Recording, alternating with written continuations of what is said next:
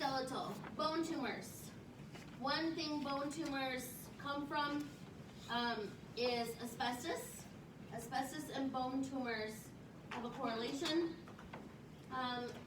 Sometimes bone tumors can be metastasized. They didn't start in the bone, they actually were metastasized from somewhere else. 4 common places that they metastasize to the bone is breast, prostate, lung, and kidney.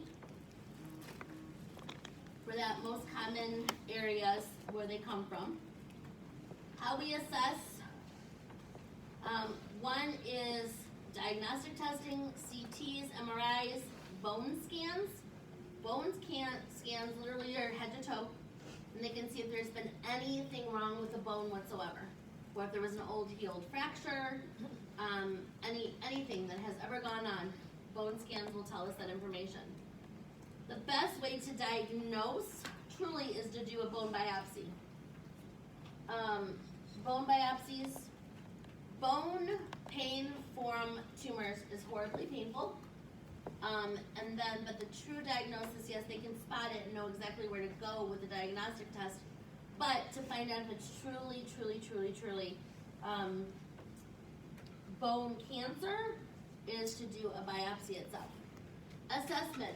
One thing is pain that I mentioned. So aggressive opiates and NSAIDs. NSAIDs to help the inflammation, of course, and then the opiates to control that pain sensors.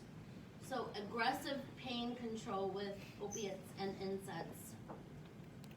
Diagnoses listed there. Complications. Of course, delayed wound healing, infection, and then hypercalcemia. So we worry, again, when I say hypercalcemia, you guys automatically think fractures, right? Because it's like chalk on the bone causes more fractures. So they're more prone to fractures with that. That's a lot of times what happens with multimyeloma too, is it does cause calcifications and brittle bones because of the calcifications, and the slightest little step wrong starts having to fracture. A cough could cause their ribs to break. So kind of similar to that aspect.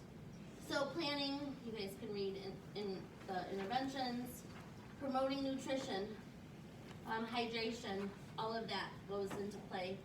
Going back and looking at the cancer stuff with the chemotherapies and how we treat and all that.